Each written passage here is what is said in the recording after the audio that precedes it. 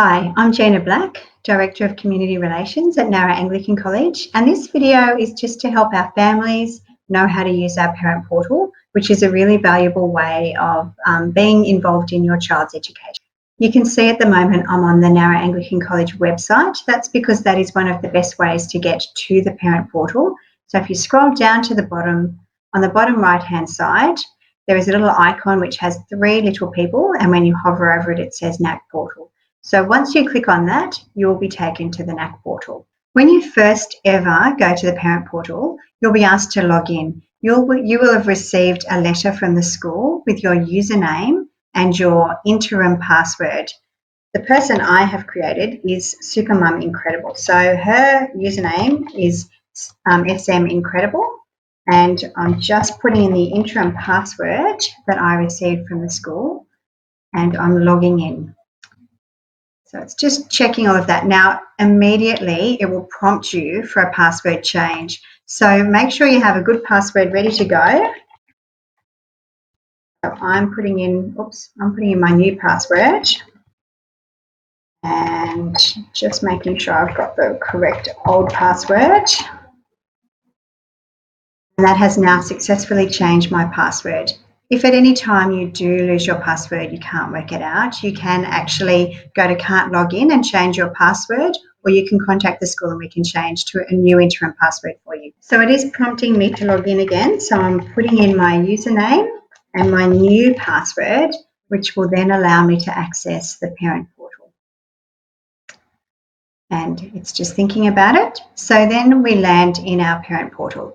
So the persona that we are looking at today is Supermum Incredible and her family, Violet, Dash and Jack Incredible. So you can see over here a quick glance of what is going on in your family or your children.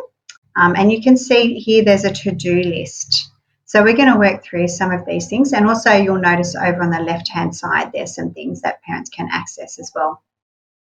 So first thing we're going to do is just have a quick look over on the right-hand side at a glance. So you can see we've got Jack Incredible. He's in year 2. We can see general, his information, so his classes. So we know that he's got Mrs. Arthur for French. And you can see there we've got the teacher's email addresses all down there as well. So if you need to email a teacher, that's how you can access those. We can see Jack's attendance. So we can see that he's been at school, he's been away, and that he has a recent unexplained absence, which we'll deal with in a moment. And we can also see just if he's received any awards or anything that's happened at school, you can get information there. So you can do that for all of the children. So if we click across to Dash, we can have a look at Dash's timetable. And so we can see here that Dash has Mrs. Stewart for most of his classes, and at times he will change across. So he's got Mr. Thompson at times, Mrs. Tregenza for STEAM. So you can be aware of who your children's teachers are and when they have different classes. And that's available for every child. We can see here we've got our to-do list, and that incorporates things that parents need to do to work with the school to give permission for events and also to explain absences. So we can see here that Violet was away on the 28th of August. There's 2 steps to administrating an absence at NAC. The first step is we ask parents to acknowledge that the child is away. This will happen during the day that your child is away, and the reason for that is we would prefer that parents know if their child hasn't arrived at school when they think the child is there. So if you put your child on the bus and they don't turn up and we don't mark them present, you'll receive an SMS, and you'll also have this little prompt in the parent portal. So you just need to click on those and this will just pop up. And so when you click OK, you're saying to us, I know that Dash is not at school today. He's at home safe with a tummy bug or something like that. The second part of administrating an absence is to actually give a reason, and that happens right at the end of the school day. And the reason we do it at the end of the school day is because you might have had an appointment in the morning and your child might actually get to school by lunchtime. So once again, it's student absence explanation request. So we click on that. There's been 2 days absent, so we can select them both. We select our reason, so sick, and we can say Dash broke his foot. Okay, and then we can submit and close. So that will then go through to the school and it will be updated on Dash's record. So that's dealing with absences. On the to-do list, there will also be things for when students are going on excursions. So right down the bottom here, you can see there's an event. So that means Violet is going on an ice trail field trip. So this is for you to give permission for Violet to go. So there will have been a note emailed home, and the note will have a link to the parent portal, and you'll just come in here and you can see that she's leaving at 8:30 and arriving back at school at 8 p.m. And you're granting permissions. You can deny. If you deny that your child goes to a permission, just type something in there and say, Violet broke her foot, she can't attend this event. But mostly grant permission. So we click on that and then the child has permission to go on the event. You can see there's lots of requests here, so you just need to work your way through them and deal with them as they come up. The other thing you can do on the parent portal is have a look at your child's progress. Senior school children particularly, so Violet is a senior school child, you can see what tasks and assessments they've got coming up. So when you click on Violet, so you click on progress on the left-hand side, select the child you'd like to have a look at. We can see that Violet has some upcoming tasks. So she's got an assessment task due today for Year 9 English. Okay, you can then go and have a look at past tasks. So we can see that there are some past tasks here that the child has completed, and you can see what results the student has. So if we go down here, we can see that on the 18th of May, there was a test that the students did, a performance and improvement in slider hockey and surfing for pass. And this student, so Violet, got a B for this particular assessment. She got 45 out of 60. The test was worth 100%. And she got 75% and the class average was 76.9%. So you can actually go in and see how your child does on those assessments. You can also access old academic reports just by clicking across onto this tab. Once you click on that, a PDF will download for you. You can see up the top here, there's a prompt to say you have not updated your details in the last 12 months. The reason for that is because we do want to make sure that all of parent information is correct, or all of the family information is correct. So when you click on it, it will bring you in here. And so it's saying, please confirm the accuracy of the information that we have. So the name's right, Mrs. Supermum Incredible, check the mobile number, email address, all the information that you gave us at enrolment is here. You can also go in and you can see the others who live at that same address. So everyone will have to do that regularly. So this is the parent one. While you're in here, we also ask you to come across and check My Child details. So we can see here we've got Violet up here and we've got her birth date and this detail. And we do ask you to come in and also just check on swimming ability, current ambulance subscription, any health conditions. If you've got things like an anaphylaxis or asthma for your child, we do ask you to stay in touch with us and to update any healthcare plans that you have for that child.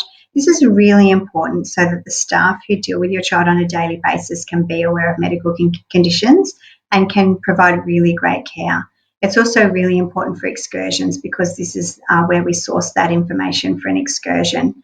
So you can see there's allergies, dietary needs, medications, all of those things, we ask you to update those. If you don't need to make any changes, you can just click confirm no changes, or if you have made some changes, so for example, if I go, now Violet has easily dislocated shoulders, I just go submit changes and I click yes. And the staff will then get a notification that you have changed something and they can go in and have a look at that and make sure they're up to date with all of that. You can also, if something changes in your family before you get the prompt to update your details, you can just click up here and update personal details up here as well. So, and that will take you to that same page.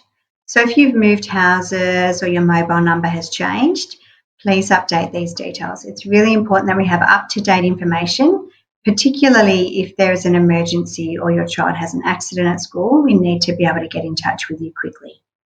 Also down here on the left-hand side is the diary. So you can see here, you can view the school calendar, which has all the major events that are happening in the school. So you can see that Yesterday, there was a Joan of Arc Year 7 and 8 weapons display. You can see there's been some ICAS maths tests and some soccer games. So that's really helpful. And you can see future events for each of your children. So as you click on them, you can see they're doing a superhero assembly. So in the college gym, that's in the college gym. And for some of our events, we actually don't require parent permission. So you'll still see that they are happening. You'll still get a note, but you can find out information about those here. We've come back to our basic to-do list, and the last thing you can do in the parent portal is to pay your bills or to arrange to pay your bills. So we've just clicked on the debtor portal. You can see here that Mr. and Mrs. Incredible are really good at organising their finances, and they don't have any fees overdue. If they did, they could just click over here on the big orange button and click Pay Fees and Charges Now. That would take them to have the option to pay by credit card or by direct debit, and they could pay the entire amount. Many parents also like to just set their system up so that they are paying a bit each week or fortnight or month, according to how their family finances work. And to do that, you just configure auto payments. And this will take you through. So auto payments are a direct debit. So you just click on the Enable Automatic Payments, and you can see here that you can work out how you'd like to pay. So bank account, credit card, how often you'd like the money to come out. If you have so if your fees are say $5,000 for the term, you can actually just automatically get it to calculate how much you pay each month or week according to how much you have to pay. And you can also see here, if you'd like to, you can add voluntary donations to the school to each of your payments. So it's all fairly simple. If you have any problems with it, please feel free to come and ask some of the staff in the office to give you help. So as you can see, the parent portal has a lot of really valuable information, and it's a really helpful way to stay in touch with the school. We are a school that works really hard to be sustainable in our practices. We are trying to reduce our environmental footprint, and so we don't send notes home. We try and do as much as we can using the digital environment that is available to us. So please take the time to get to know the parent portal, and if you have any questions, please come and ask us at the office. Thank you.